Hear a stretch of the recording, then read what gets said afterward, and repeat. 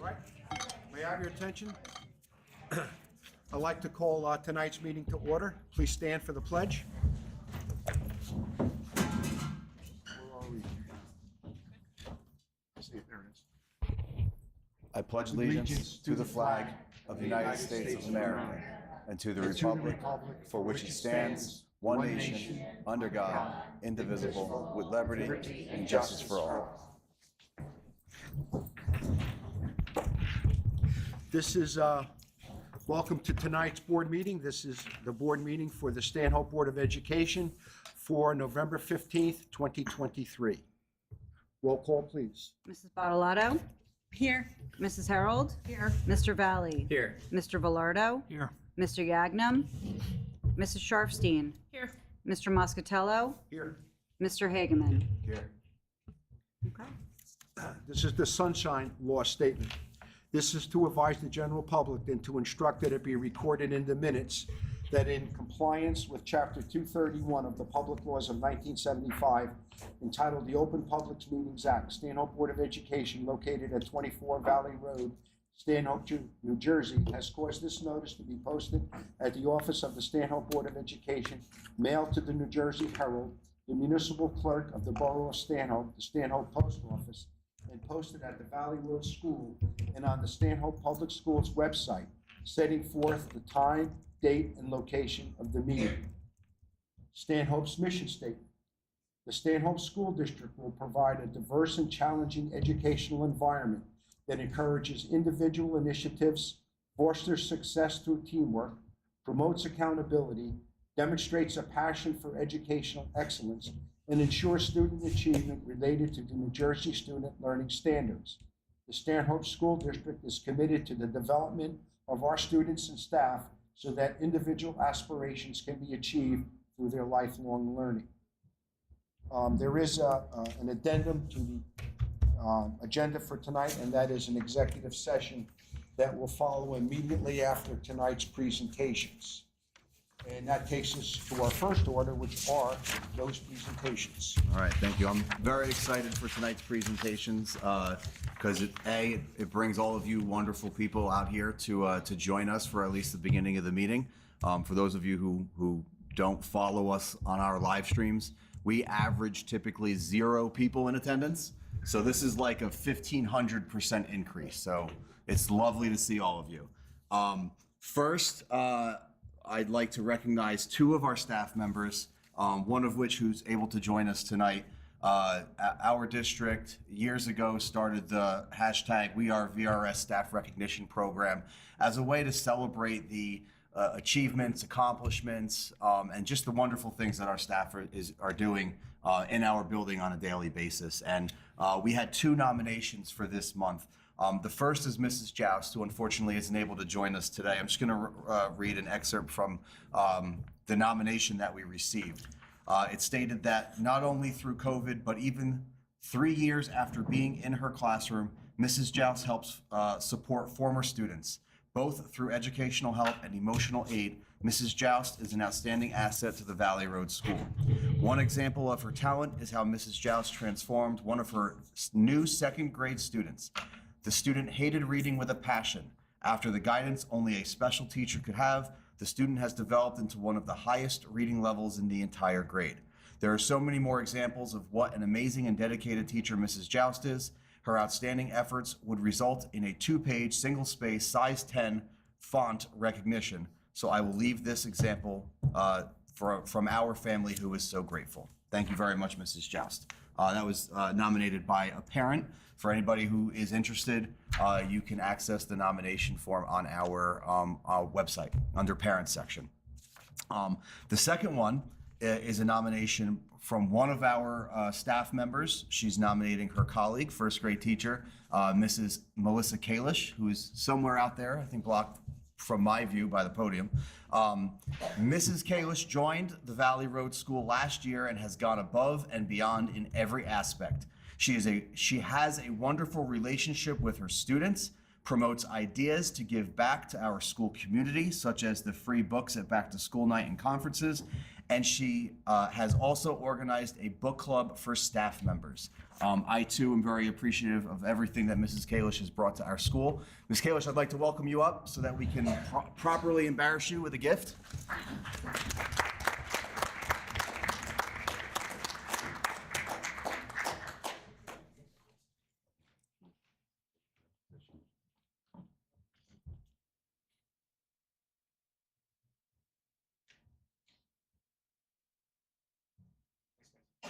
Congratulations.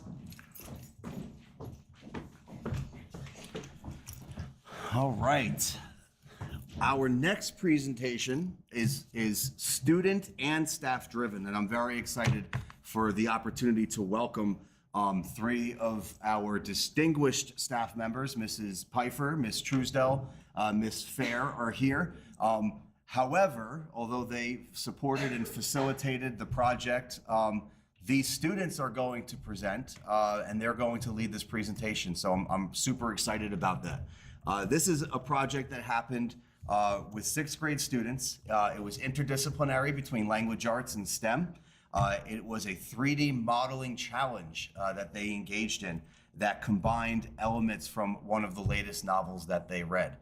So I'd like for us to welcome there's 6 of you, right? All right, our 6th grade students. There is a presentation behind me. Gil, I don't know if you want to move so that you can check that out. I wouldn't miss it if I were you. And I'm going to let you guys kick it off. Thank you for being here.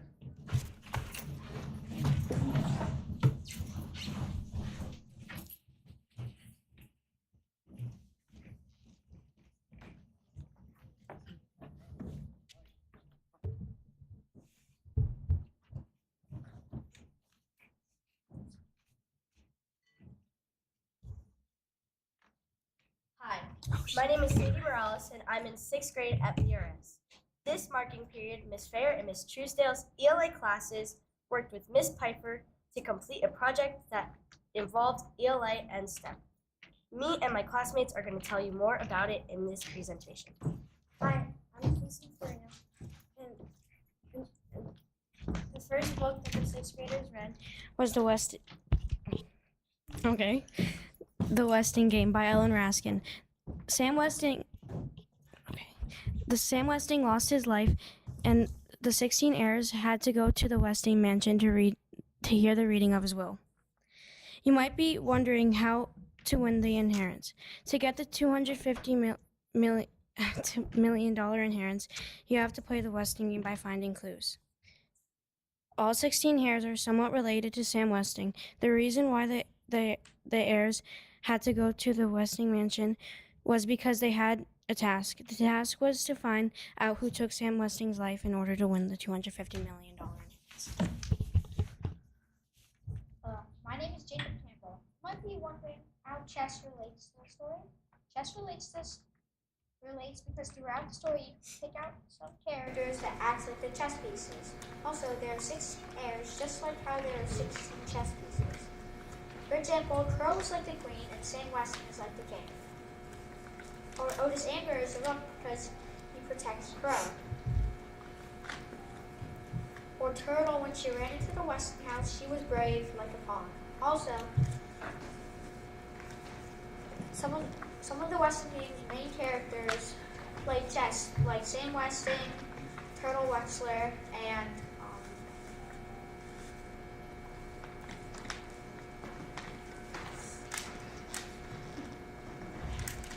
that's it.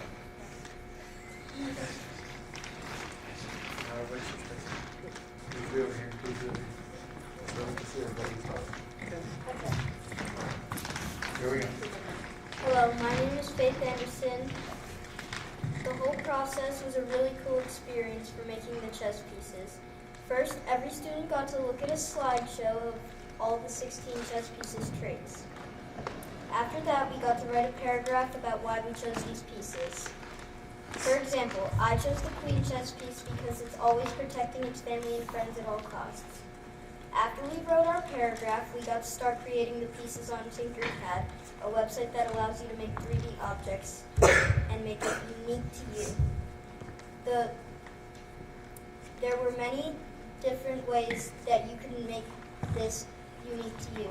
The whole project was very fun, and me and my classmates would love to do it again. Hello. Ethan, tap the red button on the bottom. There you go. Hello. My name is Ethan, and I would like to show you Tinkercad. Tinkercad is a 3D modeling software that allows you to make characters and useful objects along with items and other things. If you have a 3D printer, you can send these designs to be printed in real life. Here's a snowman that I made with Tinkercad.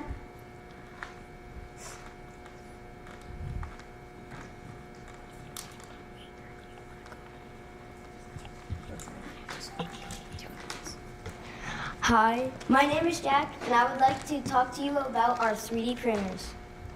Our school's 3D printers have allowed us to explore our imagination and get to hold our 3D designs in real life. But most importantly, they allowed us to have our chess pieces. For those of you who don't know what 3D printing is, it's a process of which layering materials, in our case plastic, up on top of each other to make your desired design. In our printing process, there's definitely a learning curve, but in the end, all of our chess pieces came out very well. It was a very cool experience to get to hold our chess pieces in real life.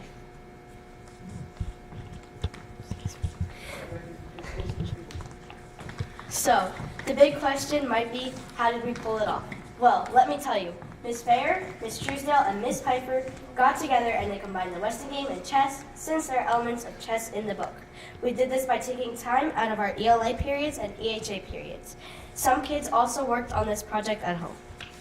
There were times where all three teachers were there to assist us if we had problems, concerns, or questions with the project or chess piece. The teachers also made sure that the site was running well and that we didn't have any issues. Thank you for listening. We would now like to show you our chess pieces.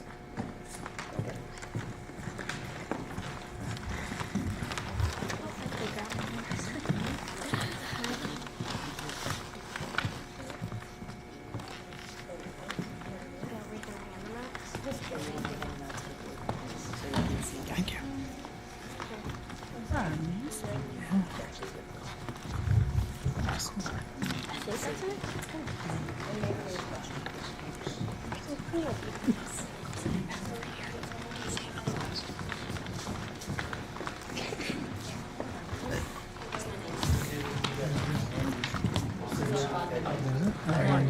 This is awesome. Oh, this is great. Nice. This is really cool. Yeah. Is this yours? Yeah, cool. Well, they're all Really love it. Congratulations. Thanks, guys. Looks great. Congratulations. These are really Seems awesome. fantastic. Thank you. Bean? Very cool. Nice. The number, wow. Look how intricate they can get. I think we saw those. One piece harder to make than another. Any of our board members have questions for the students? They're entertaining questions at this time. How long did it take for them to print? Probably like 6 hours for the bigger ones and like 3 to 4 hours for the smaller ones. Thank you. Were the designs yours? Did you design them? Yeah. Or all your own designs? All done in Tinkercad? No, I didn't. Oh, look at this one. Hey, which one's yours? Oh, this is so cool. I dropped it. Is that a Name cat? around it, man. It's a dog. She's pretty awesome. Thank you, Mrs. Thank you.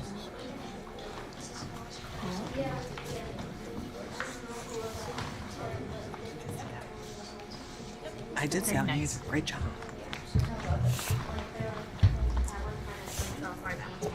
You like the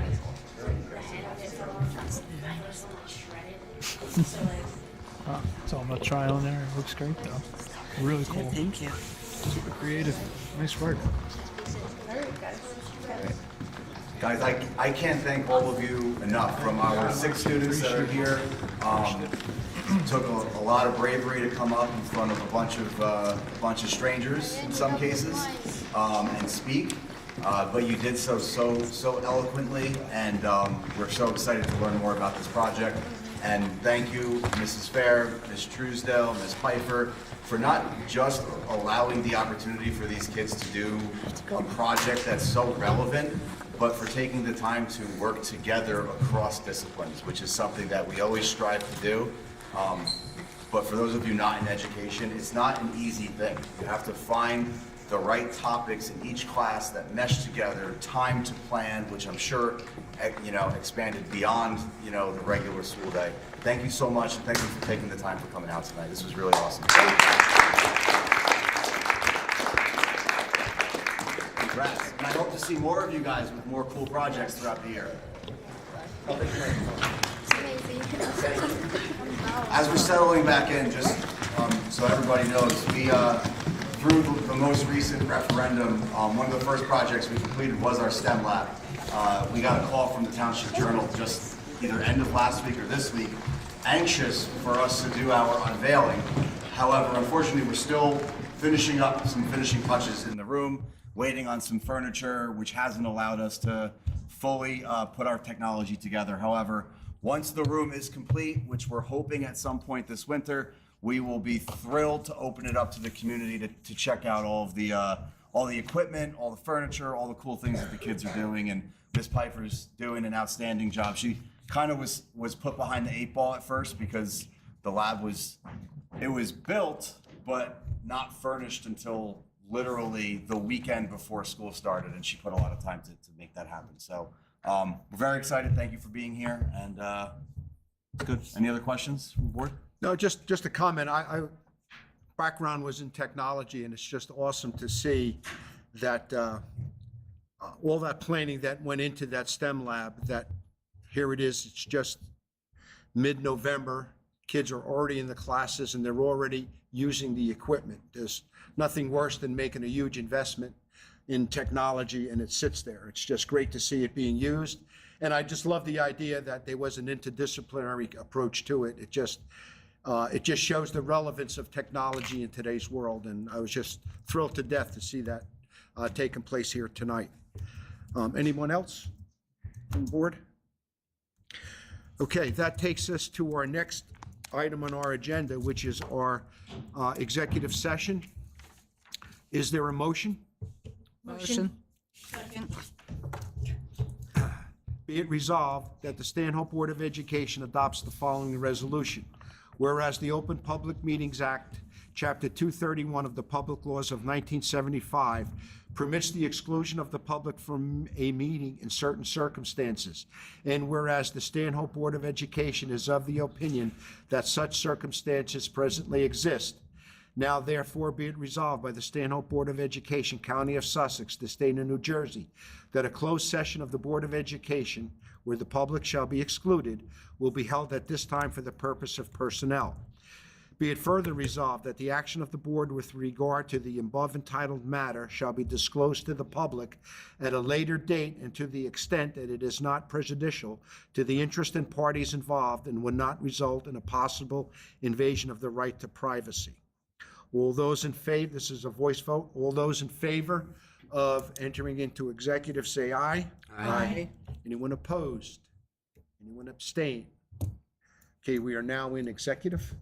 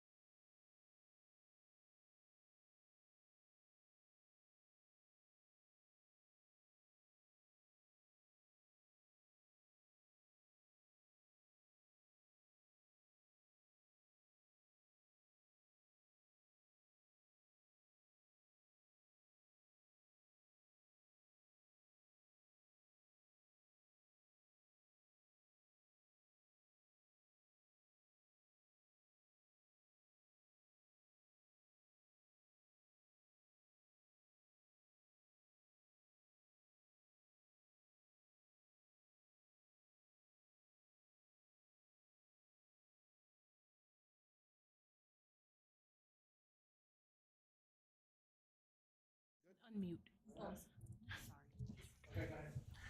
Is there a motion to return from executive? Motion. Second. All those in favor? Aye. Opposed? Abstain?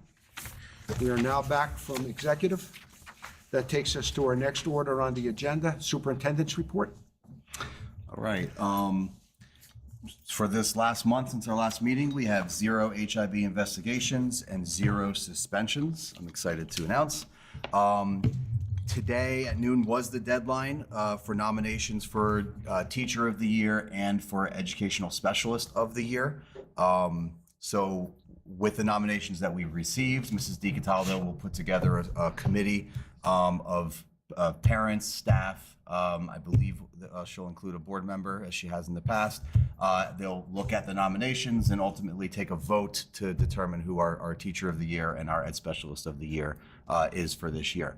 For those of you who are new to this and you find it odd that we're doing Teacher of the Year in November, I wholeheartedly agree with you. However, this is a Department of Education initiative, and this is the deadline that they set for us.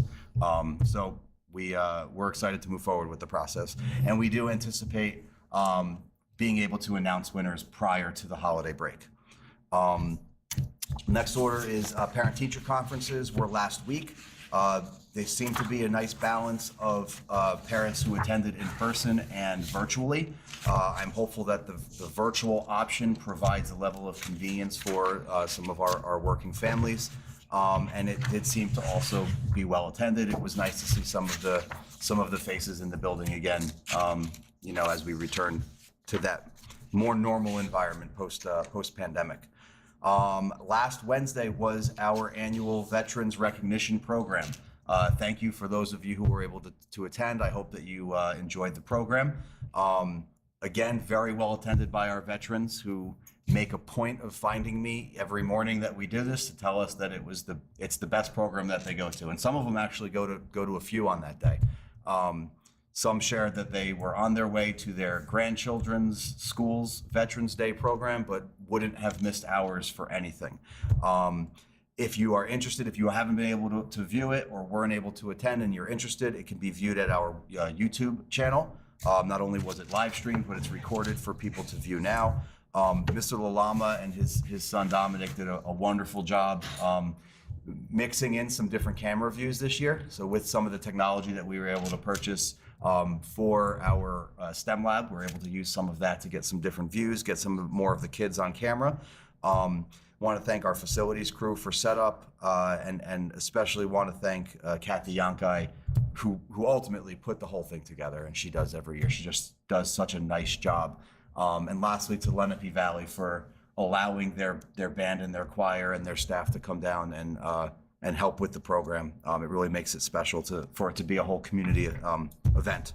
The next item I have here is the high impact tutoring grant that we were preliminarily awarded. It was a $38,000 grant that we wrote, I believe, and was submitted in very early October. I'm not sure what preliminarily means. I hope it just means that we can move forward and they'll let us know when we can start pulling the money. But we are moving forward. This is a grant to support 3rd and 4th grade students with tutoring in the areas of language arts and math. The way the grant was written, I'm looking to build 2 groups of 3rd grade math, 2 groups of 3rd grade language arts, 2 groups of 4th grade math, 2 groups of 4th grade language arts. Each of the groups are not supposed to have any more than 3 students in them. It'll be a 25-week intense program where each of those groups will receive 3 hours of tutoring, of additional instruction in those areas each week for those 25 weeks. The majority of that instruction will take place after school, with the possibility, depending on staffing, of one of those 3 hours happening virtually or during a student-staff mutual lunch. The process that we're at right now, and we're moving quickly, by the end of this week, I'm hoping to identify the staff members that will be hired to run these programs. And I'm hoping to then quickly identify the students that will initially be invited to participate in the programs. We'll be using multiple measures of data, from Linkit data, student test results, NJSLA results, teacher observation, And then we'll invite those students. We'll try to fill all of the slots with a tentative start date of the last week of November, which is very aggressive. But in order to get the 25 weeks in before the end of the school year, that's when it's got to happen. The grant program start date was supposed to be the 3rd week of October. However, we didn't get the grant awarded until 2 weeks ago, which is why we're, again, a little bit behind here. But I'm confident we'll be able to get it going. And I already have several staff members that have expressed interest in the position. So I think we'll be fully staffed, which is good. All right. The last item that I have on here that's not on the agenda is I have received now 2 student applications to serve as advocates to the Board of Education. I know that I had mentioned last month that I will be putting together a committee to review the applications and to determine the individual that will serve in this role. However, after reviewing the applications myself, I do believe that both individuals will balance each other and bring very different perspectives when we ask them to come to our board meeting. So I would like to actually include both of the applicants through the process. So next step, I am going to reach out to them and meet with them during the school day to share the positive news and work with our 8th grade advisors to include them in meetings through student council and open up opportunities at our board meetings for them to address their needs as students of our school to our Board of Education. Okay, that's it for me. Anybody with questions or comments on anything? Just a comment on the veterans. There was several, as well as other board members were present. I thought, again, it was a great presentation. And again, you highlighted it, but I think it's important to emphasize that it was a community effort. It was great to see a fair number of our town council members there. You know what I mean? The police department, some representatives there, and the sharing of students between Valley Road School and Lenape Valley. I just think that's just an awesome program to have happen. It's like not a regional. It's like part of who you are now, you know, with them coming back and forth. And I'm sure when kids graduate and they walk in there on that first day, just seeing a face that they already know is priceless. You know what I mean? So I think that whole program brings it all together at one point. So thank you so much for continuing the program as the years go on. So. Previous interim superintendent Bob McCann reached out to me through email and called Kathy minutes after. He watched the whole thing live. And Good for for him. historical significance, Mr. McCann was the person who actually began the tradition of having this veterans program here. So the fact that he was able to watch live from his Carolina home was pretty cool. Yeah. It was able to bring it full circle. Nice. Anybody else with questions, comments? Business report, please. So now that majority of the projects that were done over the summer have been completed, the faculty room is completed, the bathrooms have been completed. We were able to wrap up the spending on those and pay them.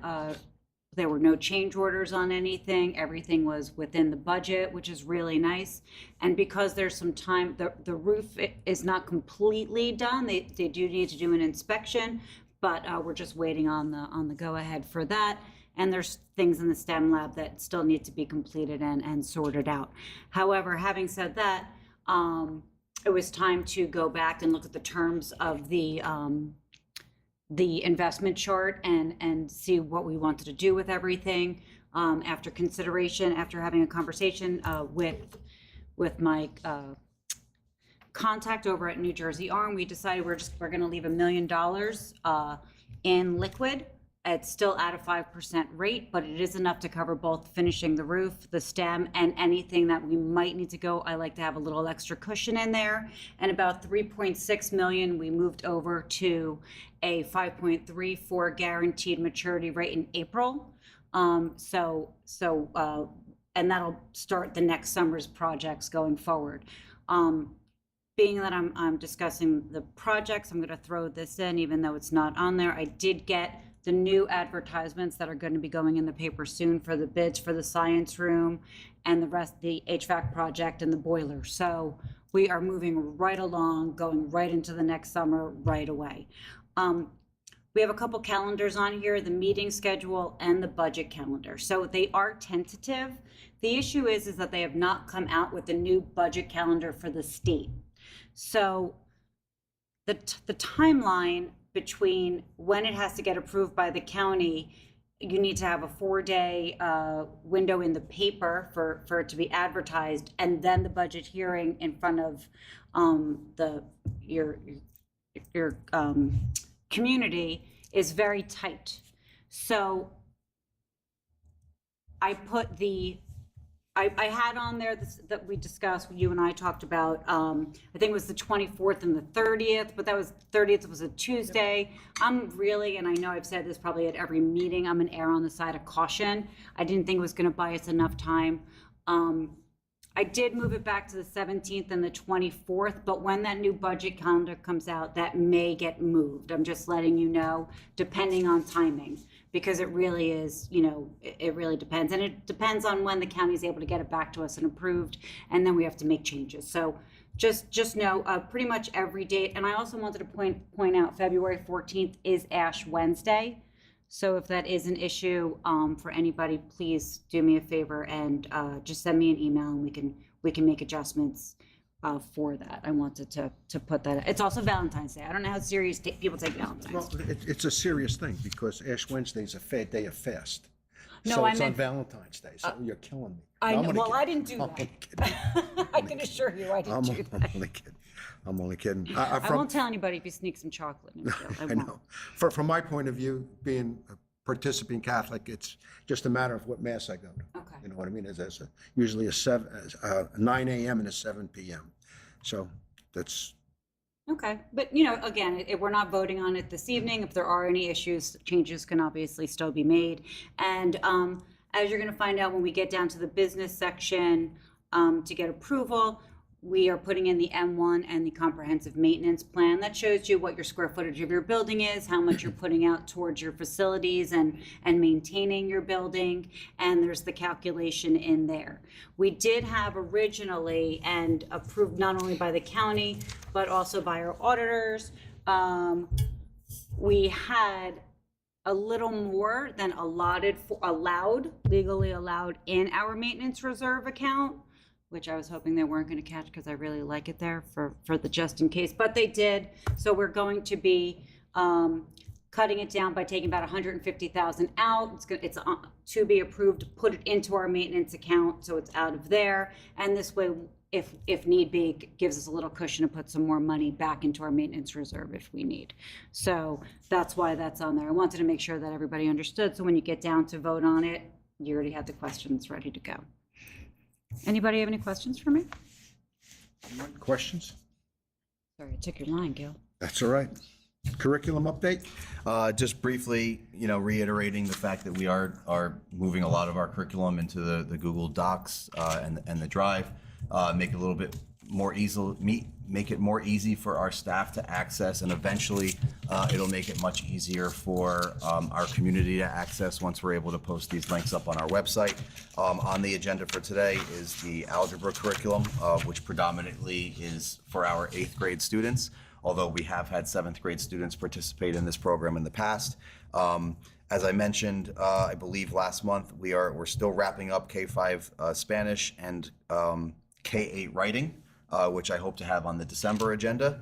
And I believe we did speak a few meetings ago about possible programs that we're looking into for grades 6 through 8 world language. This is a transparent conversation that we've had with our current Spanish teacher, Mrs. Connolly, that we've had an abundance of non-English speaking students move into our district, many of which have very little education, even in their native homes, that it's getting to a point, both legally and just because we have that responsibility to support these kids, where we need to budget additional personnel to support them by expanding our ELL program. In doing that, one of the options that we're looking into is having Mrs. Connolly provide more time and support to those students who are moving to district that do not speak English as an initial language, as a native language, and possibly looking at an online program for our 6th, 7th, and 8th graders to engage in with the support of a teacher, but not necessarily a language teacher. There are pros and cons to that, and it's something that we're actively looking into. No decision has been made. For me, a con is simply not having a language teacher there to engage the students, to be able to have that back and forth. That's not something that I'm going to pretend to me is not a weakness to this. However, for anybody who is in the field of education, trying to find a language teacher, especially somebody who would potentially be part-time, is near impossible right now. There just aren't any available. The one advantage that I think would bring, and it's been a district goal and an initiative now for a couple years, it would bring some options to students where they wouldn't have to take Spanish as their language of choice in 6th, 7th, and or 8th grade. There would be other languages available to them because it would be an online program. Mrs. DiCataldo and I have a meeting set up with Eduseer, which is an online learning platform. Not next week, but for the week after. And we're going to see what they have to offer. We've had a lot of success with Eduseer for credit recovery for our summer school programs. I don't know if it's going to be cost prohibitive. So I'm hoping that they can throw in a couple, free accounts for maybe our staff to participate in, to just see how dynamic it is and how user-friendly it is. I know some that would jump on the opportunity to learn some Spanish or another language, but I'll hopefully have a little bit more of an update at the December meeting. Other than that, you're going to see some additional curriculum probably through January, if not beyond, as we transfer to docs and as we update for CUSAC, which we anticipate either late winter or early spring, the Sussex County Department of Education coming in to monitor us. So I'll do my best to get them out to you for review as early as we can before the meetings in which I ask you to vote. Anyone with questions? Yes. What about, have we looked into at all possible shared services with either a teacher from the high school or from Byram or Netcong? I mean, I know that they're pretty staffed, like tight with their own, but We've had the discussion, and nobody has people. I know one of the individuals from Netcong is very close to retirement, and they're just as concerned as we are about finding somebody. It's hard.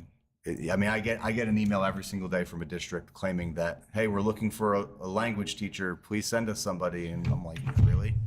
If I had somebody, I'm going to send them to you. just figured I'd ask. Yeah, no, I mean, it's, we actually had that discussion yesterday. I had a roundtable meeting, and I know the high school is currently looking to fill positions too. So it's unfortunate, but that's just where we're at.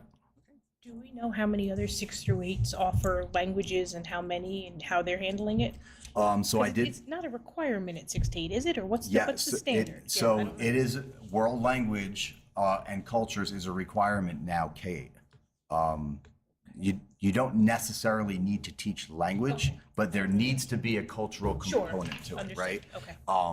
6th through 8th, in my opinion, and just based on feedback from the board, I believe the board strongly believes that especially is the time where kids should be learning the language, right? Absolutely. I was just curious what the standard Yeah, was. so is it a requirement? Honestly, we could get away with offering it one day a week and poof, our problems are solved, but that's not in the best interest of the program or of these students or of the high school who's going to be receiving these kids. So we're exploring all the options that are available to us, but I also think that we have an obligation to not neglect the students who are coming in as non-English speaking. And I'd also say see if a couple of the students can pilot the program, not just teachers. Yeah. See how the kids respond to it. I don't know how they'd feel about adding more to their workload, but I'm sure a couple would be Yeah, interested. there might be some who would be up for the challenge Yep. and willing. Yeah, I have one desperate to learn French. Throw it right there. there you go.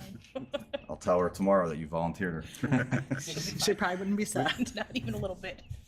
In putting together the program with Eduseer, is there any thought into having a staff member that these kids report to follow their progress and check in on them? Well, that would be the structure, right? So, there's so much more that goes into this other than identifying the program. The program has to come first.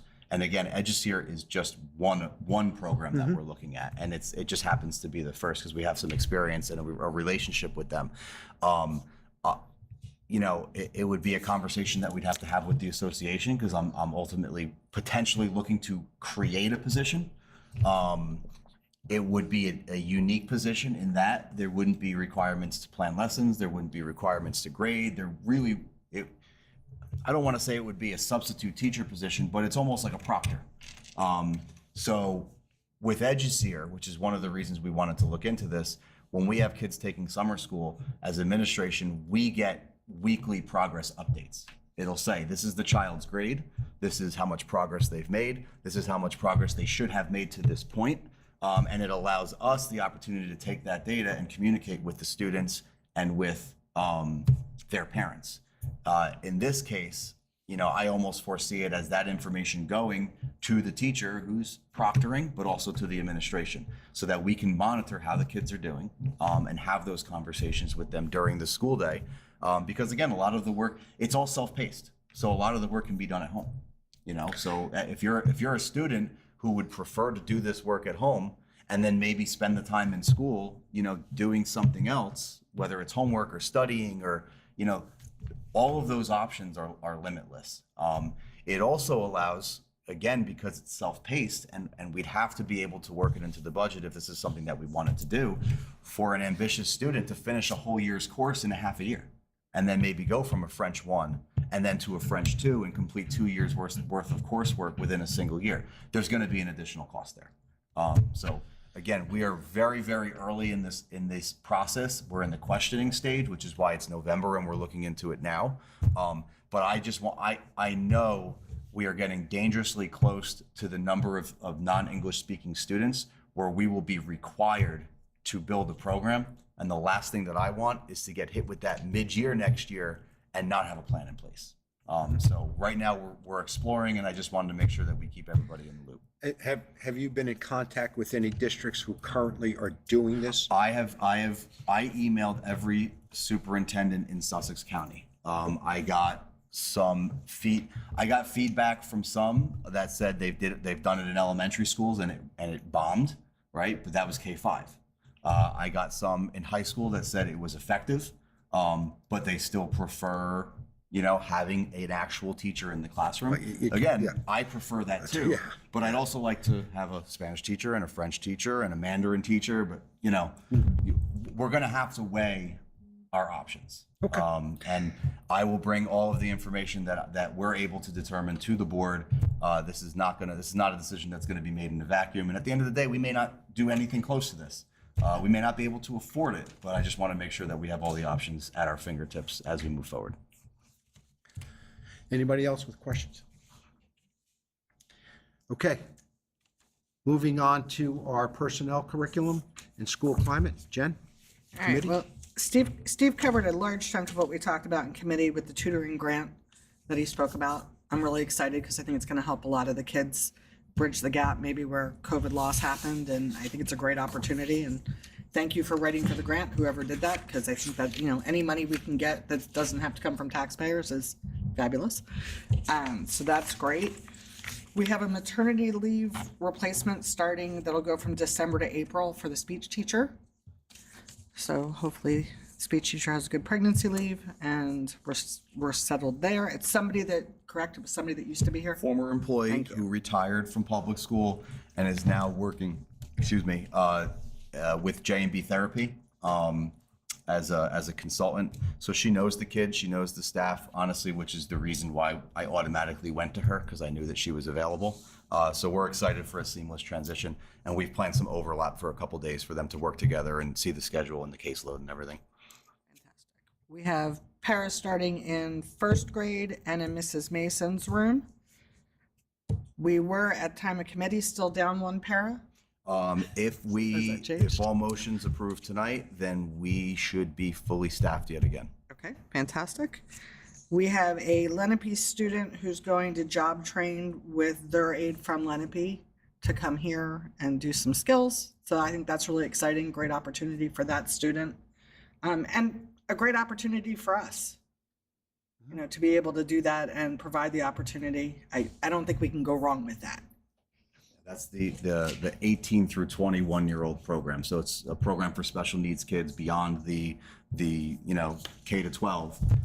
So they'll have a job coach that'll come with them, and we're going to start in the facilities, and they're going to be assisting with lunch setup and cleanup. In fact, I don't know if it'll be the same individual, but a young man was here for our Veterans Day program assisting Lenape with the setup for band, and he was outstanding, hard worker, good appetite. Ate a lot of cake, as I'm sure most 18-year-olds would. But no, we're excited for the opportunity.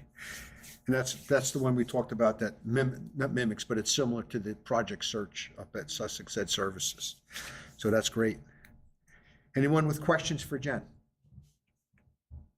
Moving on to business services and facilities. Mattia? Sure. So Debbie covered most of it, but just to touch on, there's a couple items on the agenda, which are routine approvals for like the maintenance plan, the health and safety checklist, statements of assurance, and our audit is in progress, which you talked about. It's due on December 5th. Things are moving with the basketball court, right? Oh, yeah, I'm glad that you brought that up, yes. The I didn't only go out thing- there, but No, it looks great. The paving is done.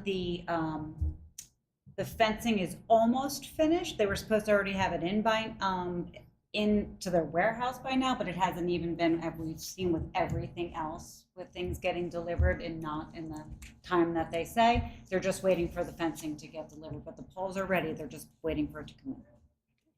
And then I know like 7 out of the 9 of us were able to go down to AC for the school board's convention. So a lot of good training there. I didn't do my report yet. I will, but I know others did. I'll do mine as well. I did not do mine, but I will. But just a good program. A lot of it is still available online. If you want to go into the app, you can still grab a lot of the presentations to go over. So good convention, and there's more training coming up soon. Our county meeting is coming up. I'll get the date by the end of our session here and pull it up. But we have a county meeting coming up as well. And a delegate meeting, right? Delegate assembly is coming up as well, That's too. Yeah. Yes. Registration went out for that today, so that's what I got. Any questions? Just a note on school boards that Steve, Debbie, and Maureen Mason did a fabulous job with their presentation. And although the room was even hotter than this room, which is hard to believe, but it was, they did a fabulous job. The room was full. People were really engaging and excited about what they had to say. So thank you for the work you put into that as well. Thank you for being there. And again, my apologies for missing it, but I had that incident with my hand and was unable to attend. And I apologize for that. I was looking forward because both districts where I'm on a board were presenting at that school board's meeting, and I was looking forward for that. And unfortunately, I missed both. Next is a budget committee meeting update. Well, we don't have one yet, and that is strictly my decision not to have appointed that yet, and I needed for the election to be completed in order for me to appoint people, so I knew who it was. Although the official document isn't out yet, I believe it's not going to there's going to be no change when that comes out. So with that being said, and having to have a committee in place for November, because we need to start our budget, I need to appoint that committee tonight. I'm appointing 2 committees. The same people will serve on both committees. And the 2 committees are the Budget Committee and the Negotiations Committee. So both people on those committees will serve, both the people I appoint will be on both of those, because it's important that when we sit down and meet with the administration and go over monies and what's the stretch number, where we need to be, all that, that we don't have to do it several times and always go into executive session for that. This way, everybody has the information up front and we can move forward. So what I'd like to do tonight is appoint that committee, and the committee would be Mattia, Yakub, and myself will be the committee, the Budget Committee and the Negotiations Committee. I would like to put that in the form of a motion because we need to just have a vote. So is there a motion to approve Mattia, Yakub, and myself as the Budget Committee and the Negotiations Committee. Motion. Second. Are you assigning a chair?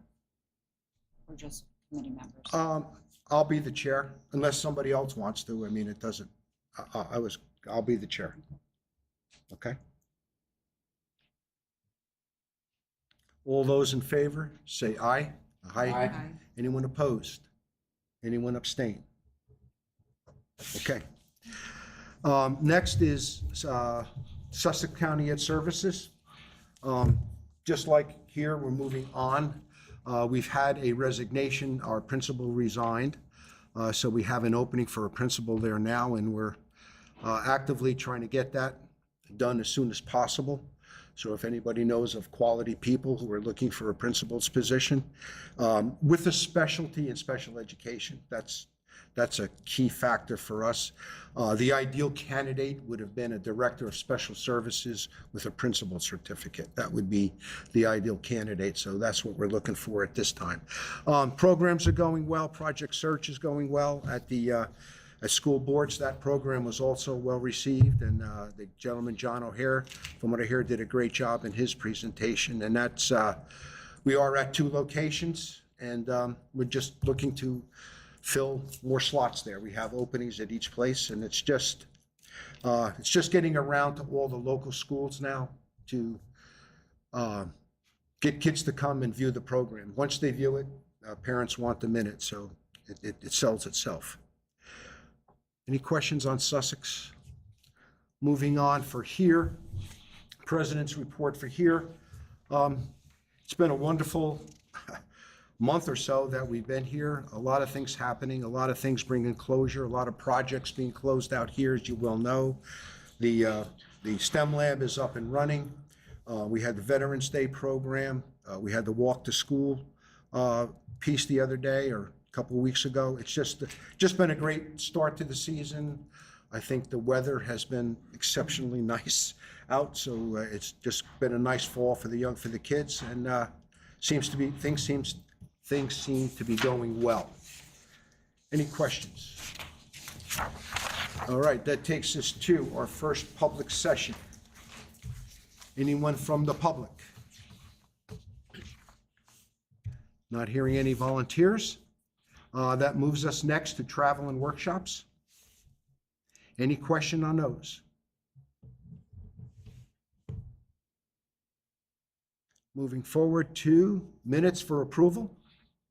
These are the minutes for the October 18th regular meeting. Is there a motion? Motion. Second. Any discussion? Any changes or edits to the minutes? Voice vote. All those in favor of approving the minutes as written, say aye. Aye. Anyone opposed? Anyone abstain? Okay, that takes us to our agenda items. First one is administrative action items, 1 and 2. Is there a motion? Motion. Second. Any discussion?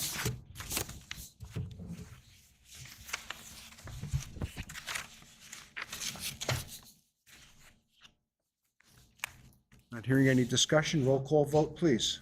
Mrs. Battleotto? Yes. Mrs. Hurrows? Yes. Mr. Valley? Yes. Mr. Velardo? Yes. Mrs. Sharpstein? Yes. Mr. Muscatello? Yes. Next is policy action items 1 and 2. These are second readings.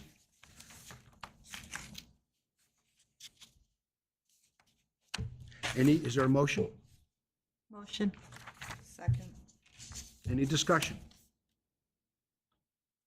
I just want to make a comment, not related to these policy, but just to give the policy committee a heads up, although this actually may change at reorg if we have a different committee.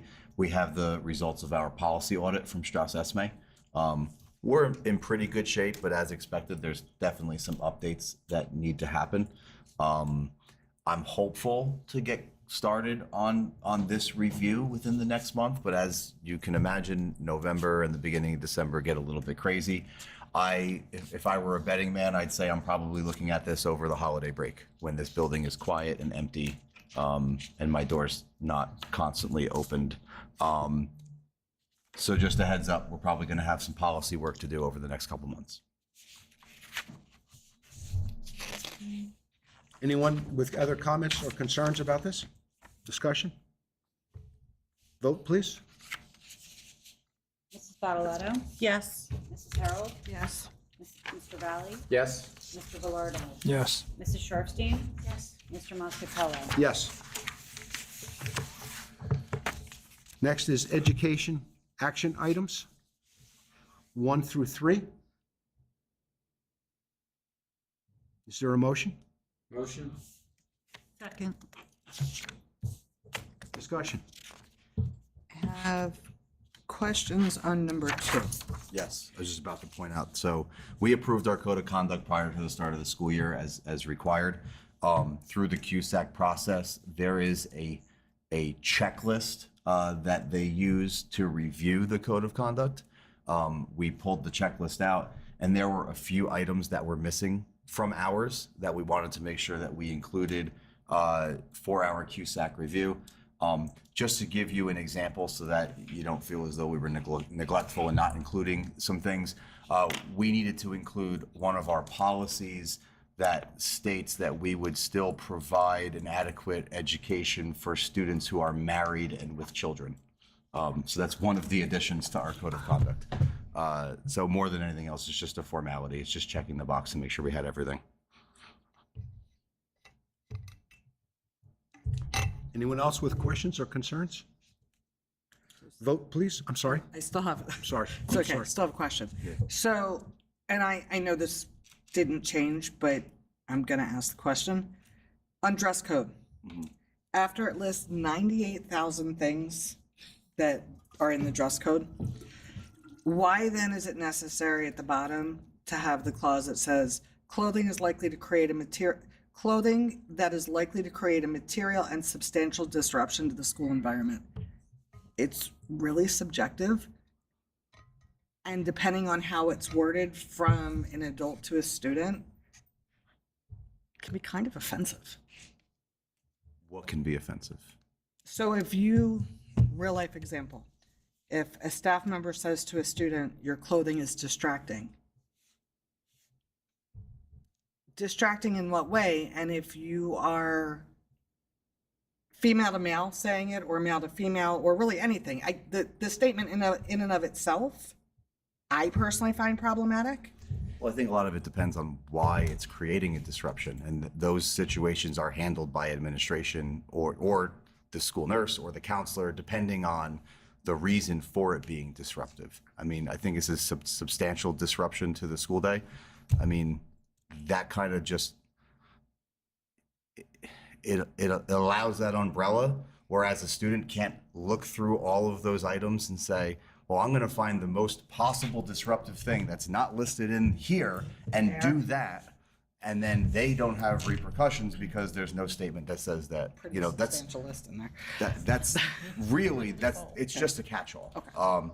And, our teachers will typically refer the children to administration or a counselor or the school nurse, where those conversations are being had in private. They're not being had, or shouldn't be had, in the classroom. And then my only other question is regarding grading. And I know I've asked before, but I'm going to ask again. If our grading system, and I'm not saying that I don't agree, goes 91 to 100 is an A down the road, but teachers give a quiz or a test that is less than 20 questions, you automatically say to a kid who gets one wrong, you're now a B student. I don't agree with that, because you're basically saying to a kid, you either have to be perfect. If they have 10 questions and they get one wrong, they'd be a B student. Yes. But for a single assessment. Our grading scale, the 91, is for marking period and final grades. And It is, but I guess what I'm saying is, what's the point to having a 10-question assessment of any kind if your grading scale starts at a 91 or an 81 or a 71? the argument I would make is that 10-question assignment shouldn't be looked at as an A, B, C, D, or F. It should be looked at 10 points in the grand scheme of potentially 500 points. But it's not necessarily 10 points if the 10 question is on a test and a test is worth 50% of the grade or the overall grade. No test should be worth 50% of an overall grade. So that's number one.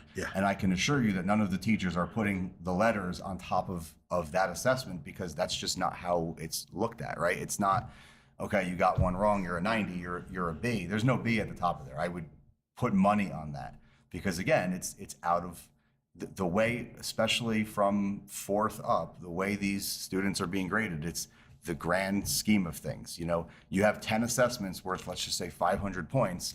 You know, we're doing that average based on a point system. It's not, okay, you got a B on a 10-point assignment, a B on a 50-point assignment, an A on a, 1,000-point assignment, and you're going to end up getting that A because that's the majority of your points. It's not 2 Bs and an A equal a B. So I don't think, personally, I don't think anybody's equating that scale to individual assignments, especially if they're smaller assignments. The reason that we have that scale is to mirror the high school. The high school initially made that change, and to be honest with you, High school changed it we back. need to review it because they changed it back, and we were not notified. So that is already something that's on the docket to be reviewed this summer. I'm not trying to be a picky pain in the pants. I'm really not. So yes, I was already made aware that we no longer mirror the high school. So it's something that we got to look at.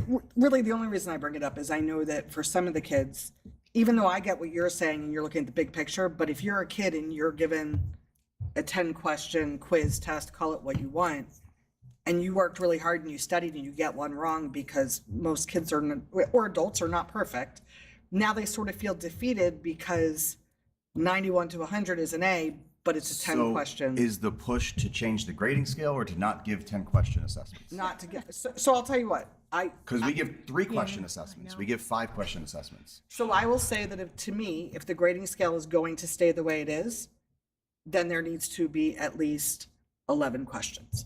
Because when you do less, it can be really defeating to the child that put a lot of time and effort in, and what might not feel important to us as adults, to a kid who spent a week studying or working hard and they're trying to make honor roll, or they're just trying not to get grounded when they show a C to their parent or whatever it is. It can feel really defeating to be like, oh, well, I got one wrong, so I either had to be perfect or I'm stuck with this grade. I understand your perspective, but I also know that we have 3-point assignments. And if a child gets a 2, then they're a D. So again, Wasn't going to open the door to it's that. it's a scale. It's not based on, it's not a grade per assignment. It's an accumulation of points. That said, we need to review our grading scale again, because we moved to what we currently have to match what the high school was doing at that time. So I anticipate having a committee to review grading in the spring for potential changes for next school year. That move was within the last like 5 or 6 years. It was I within remember it. the last handful of years. Yeah. It was a year or 2 prior to COVID. Yeah. I'm just curious, what has the high school moved to? To be honest with you, I don't know. Back to Back seven- to, we'll back be to 10. looking Yeah, at so back to 90 to 100 is an A, Yeah. 80 to 89 is a B, Yeah. 70 to 79 is a C. And as far as their assessments, they're all over the place. Anyone else with questions? Are we ready? This is a vote, correct? Roll call. Roll call? Mrs. Battleotto? Yes. Mrs. Harold? Yes. Mr. Valley? Yes. Mr. Velardo? Yes. Mrs. Sharfstein? Yes. Mr. Muscatello? Yes. Next is personal action items. 1 through 6, and then 7 and 8 are addendums. Is there a motion? Motion? Second. Just want to point out the reason for number 1, to allow me to appoint personnel prior to the next meeting, is strictly because of the high impact tutoring grant. We need to start within the next 2 to 3 weeks, and it didn't allow me enough time to identify staff for this meeting. So if I didn't have the ability to hire people prior to the December meeting, it would delay us a whole nother month. So that's where, other than that program, we should be fully staffed. So those are the only hires that I'm going to be looking to make.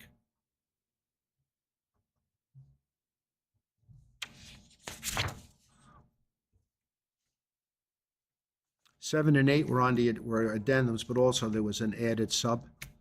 The one at the bottom, Matthew Fetterman.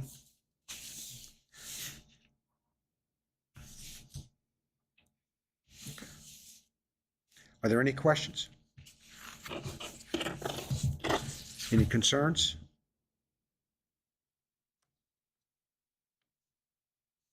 Not hearing any? Roll call vote, please. Mrs. Battleletto? Yes. Mrs. Harold? Yes. Mr. Valley? Yes. Mr. Velardo? Yes. Mrs. Sharpstein? Yes. Mr. Muscatello? Yes. Next is business action items 1 through 13. Ooh. You did yourself this time, huh? Oh, yeah. I'm an overachiever, Joe. Overachiever. Is there a motion? Motion. Second. Okay.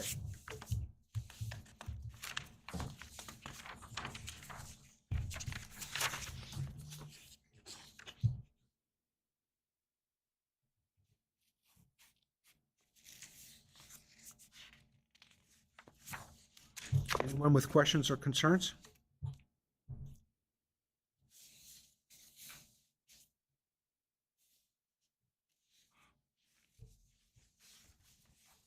I looked over the facilities use. This time here, they only had the one listed.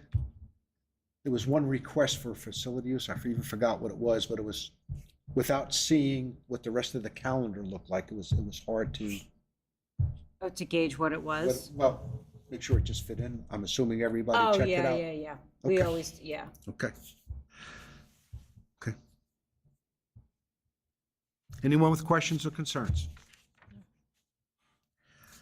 Roll call vote, please. Mrs. Battleletto? Yes. Mrs. Harold? Yes. Mr. Valley? Yes. Mr. Velardo? Yes. Mrs. Sharpstein? Yes. Mr. Muscatello? Yes. Next, we have new business. Anyone bringing up new business?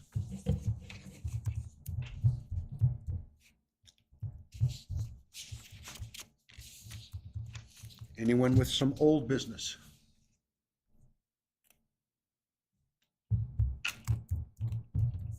Not hearing either one. That takes us to our next public session. Anyone from the public?